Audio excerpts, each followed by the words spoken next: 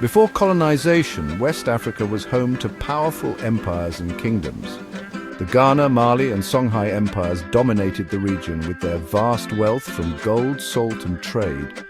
Timbuktu was a beacon of knowledge, attracting scholars from across the Islamic world. But in the 15th century, European explorers arrived, lured by the promise of riches. First came trade, gold, ivory, and tragically, enslaved people. By the late 19th century, the scramble for Africa was in full swing. At the Berlin Conference of 1884–85, European powers carved up Africa like a pie, with no regard for the people who lived there. For West Africa, this meant a new era of exploitation and conflict. France took control of vast territories, including Senegal, Côte d'Ivoire, and Niger. The British established colonies in Ghana and Nigeria. Germany briefly controlled Togo, while Portugal held on to Guinea-Bissau. Colonial powers imposed their rule with military force and economic control. Traditional leaders were stripped of their authority. The land was exploited for cash crops like cocoa and rubber, while railroads and ports were built, not for local benefit, but to extract resources for Europe. But West Africans did not submit without a fight. Leaders like Samori Touré in Guinea and the Ashanti in Ghana resisted colonial forces, waging fierce wars for freedom. Colonization disrupted traditional societies. European powers introduced Western education, Christianity, and new legal systems, often at the expense of local customs.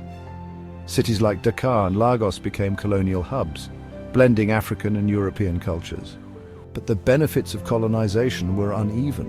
While infrastructure grew, most West Africans were left in poverty, and the brutal exploitation of their resources and labor took a heavy toll. By the mid-20th century, the winds of change were blowing. Inspired by global independence movements, West Africans began to demand freedom. Leaders like Kwame Nkrumah in Ghana and Sékou Touré in Guinea mobilized their people to resist colonial rule. In 1957, Ghana became the first sub-Saharan African country to gain independence, sparking a wave of liberation across the region. By the 1960s, most of West Africa had broken free from colonial rule. Today, the legacy of colonization still shapes West Africa. Borders drawn by Europeans remain, and the scars of exploitation linger. Yet the region is defined by its resilience, creativity, and strength. West Africa's story is one of survival and hope.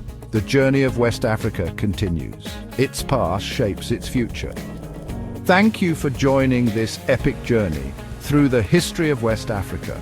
Don't forget to like, subscribe, and hit the bell for more history adventures.